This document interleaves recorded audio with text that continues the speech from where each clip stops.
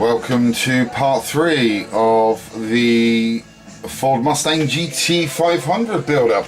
Made a bit of progress on the kit. We're still waiting for the body to dry, or cure. We're waiting for the paint to cure on that, should I say, to be quite honest. That's been 2 days, so another day and it should be fine. But what I've been doing in the meantime is just slowly working on the interior of the car, getting that ready for lighting. As you can most probably remember from a previous video, I did say that we was going to have some light coming in through the bottom of the door there, and also on that side there. But what I've also done is I've removed the door lock, so we can get some light around that. Now the actual door locking pin itself, I'm going to try and drill a hole in that as well, so we can try and get some light coming through the top of that. I've also taken away the door opening mechanism itself, the door handle, sorry, should I say, to get that ready. Again, I want a nice glow around that too, so hopefully that should work. I've also done the same, exactly the same on the other side. So we've removed the door handle there, the door lock there, and then we've also put the hole in there and also across there, so that should hopefully help. It look pretty good.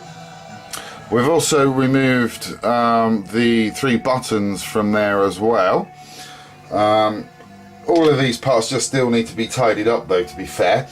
The other thing that I've done as well is I've actually put them in a little box, and we got the name on there as well. And then what I've done on the inside is I've just taped them up, pretty much like I've done on other builds, so we know that we don't lose them.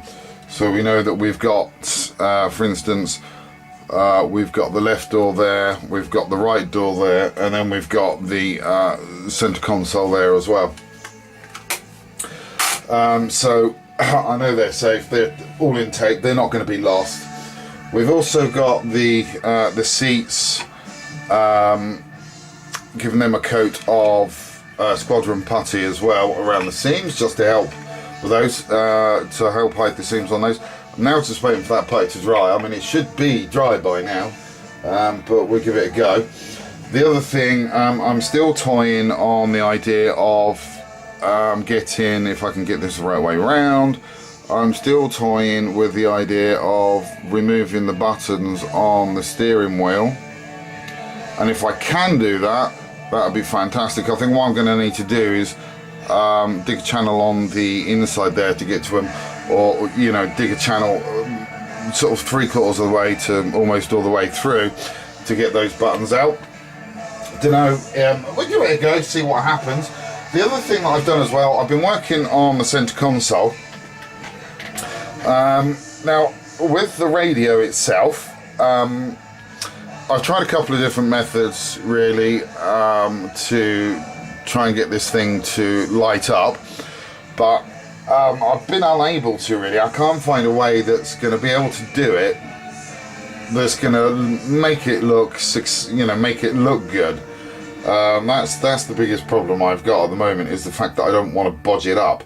So what I've done is, as you can hopefully see on the dashboard there, I placed a little bit of oil onto the surface itself, and then I just got some black silicone, and I've just sort of a few layers at a time really, just to make sure that it gets into all the nooks and crannies, etc. So hopefully by the time I pull that off, which will be in a couple of days time, I just wait for that to cure properly, hopefully by the time that's come off, that should form a perfect mold of the radio. And if that does work, what I can then do is basically use acrylic powder that I've got with some liquid monomer, and then pour that into the mold, which will hopefully then create the stereo. And if it does, fantastic, because that means that then I can just cut the whole stereo out, place the new part in there, and then way to go, we've got a stereo that lights up. what I have done is I did actually check this on a different part first to see if I could actually do that. It was an old kit part that I used, so I've done the same process, and that worked. You could see all the details on that. So I'm kind of hoping that'll work. So I'm kind of hoping that if I leave that for a couple of days, I should hopefully be able to make a mold of the stereo system that we can then just pull out of there, and then, as I say, put a transparent one in there, and that will just make my life so much easier when it comes to lighting the stereo. It will be unbelievable, and it just helped give the model that little bit of extra sort of presence, really. But that's about where I am at the moment. I've got nothing else sort of that I'm doing interior wise. They're the only bits that I'm concentrating on. I mean, it is taking me plenty of time to do these bits because I can't do it constantly all the time like I used to. I mean, normally the bits that I've done there, I'd have been able to have got done in a couple of hours, but I, unfortunately, because of all the issues that I have with my neck, have to keep on stopping and resting. And even though I'm on these new fantastic drugs that make me feel good, make me want to listen to Pink Floyd, you know, I still have to take regular breaks. So that's about it for the moment, guys. I will come back to you as soon as I've got some more work done.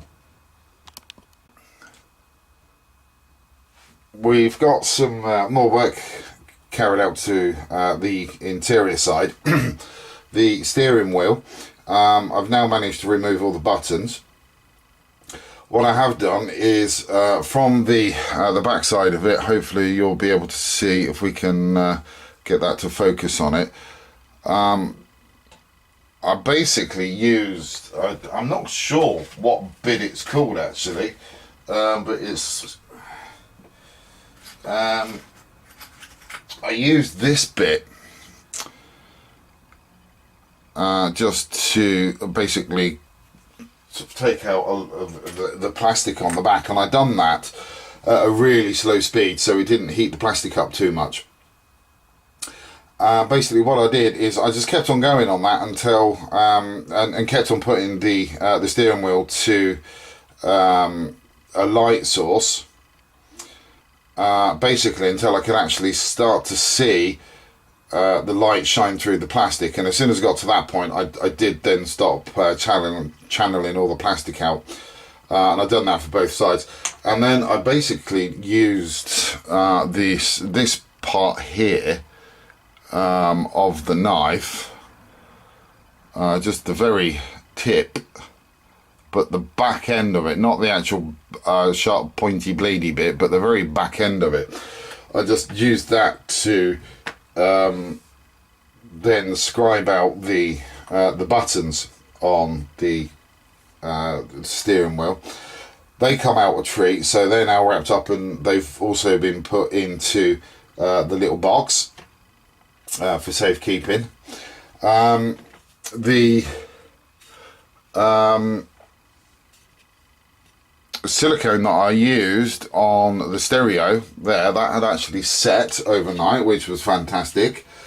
I then come out with a little mold like so. I'm not sure whether you're going to see any of the detail on that, to be fair. Let's just see if we can get that to a point. Yeah, there you go, you can see all the detail. So that's the level of detail that I come out with on the stereo. And then when I removed it, I just basically built up some walls just around that, so we could give it a little bit of depth. And then I used a mixture of acrylic powder, which is what this stuff is. This is acrylic powder, mainly used in nail bars, and you just lay that into the mold, and then I just poured in some liquid monomer, which is used to set the acrylic powder, and I came out with this. If we can get that in camera, and hopefully you can see there we've got all of the detail of the radio. See if we can get a bit of a better shot at that angle. There you go.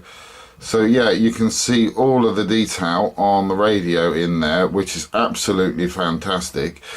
So all I need to do with this part, it's still a little bit jelly-like on the back side of it, but that's fine. What I'm going to do is I'm just going to let that continue to cure for a day or so. Once that's cured, then I'll be able to tidy that up in preparation for getting in to replace this stereo. So what that basically now means is on the dashboard I can remove both parts of that stereo system there without any issues, and then it means that I can actually start to get the dashboard painted. Once the dashboard's been painted, I'll then be able to get the clear stereo system in there ready for the lighting. So yeah, thankfully that little trick actually worked for me. So I know it's a bit of work to go to just so you can get the stereo lit, but you know, in for a penny, in for a pound, that's what I say. So I'm kind of really happy with that. That's worked a treat. It's basically this, the silicone that I've used is a HT silicone, so it's a 300 degree silicone, so it can take temperatures of up to 300 degrees. I was kind of wondering whether the liquid monomer itself would actually melt the silicone, but it didn't. It just didn't melt it at all. It didn't do anything at all, so that's great. So I've now got a copy of a stereo for a Ford Mustang. Yeah, all in aid of lighting that up. I think I'll just keep that as well, to be quite honest. You never know, one day I might just want to do another stereo system in a 1/12 scale car that I want to light up, and if I do, then you know I can base it on the Ford one. So yeah, happy with the progress on that. So the next thing really for me to do is just get rid of the grey plastic stereo in the dashboard. Oh, the other thing that we've done as well actually is we've got the all of the seats sanded down now. So hopefully all the seams should have disappeared. Just need to give them a good wash because they've got a lot of putty dust on them, as you can imagine, after all of that. So I just need to give them a wash before I give them a primer. Again, with these seats we are going for the two-tone, so the two-tone is, I think, going to start at the top there and go all the way down there. I'm not sure yet, actually, to be quite honest, how I'm going to do that. It might just be that middle bit, but as I say, it might be the whole lot, the whole centre section that gets done. Just have to have a little look and see how we go on that one, see what I want to do. But that's about it for the moment, guys. I will come back to you as soon as I got some more progress made. Now got the new stereo in place. It's not permanently glued in because I'm going to need to spray the dashboard first before I cement it into place properly. But if we take a quick look, you should hopefully be able to see some of the detail there on the stereo. You can see this top little bit of plastic has just there snapped, but I can just reinforce that and glue that in from the back end. But you can see that the stereo is, put my teeth back in, the stereo is in there. It's nice, looks good, and if we do that, you should hopefully be able to see the light coming through that. So that's pretty good. The detail on that come out pretty good. Took a little while to actually get that in there. On this, between the two parts of the stereo, there is a little bar that goes across. Originally what I wanted to try and do was try and save that little bar in there, so I could just sort of put the two pieces in separately, but it just worked out easier really to remove the whole lot and then put that bit in there. So it just means I just need to do a little bit of spraying on the translucent part. But yeah, that worked out quite nicely actually. I was quite happy with the way that worked out. There's a bit of a brainwave on that one. So really happy with the way that worked out. So really all I'd need to do, as I say, is just paint the edges of that really, and then put the decals over the top of that, and then the light should hopefully just shine straight through that. So the next thing for me to do really, whilst I'm still waiting for the paint on the body to cure properly before I do the stripes, is I'm just going to go around, and where I've made all the modifications, where I've removed all the parts from like the doors and the centre console and the steering wheel, etc. Just going to go around and just smooth them off to get them looking nice and tidy. Once that's done, I'll be able to get them primered. So that's about it for the moment. I will come back to you as soon as I've got some more progress made.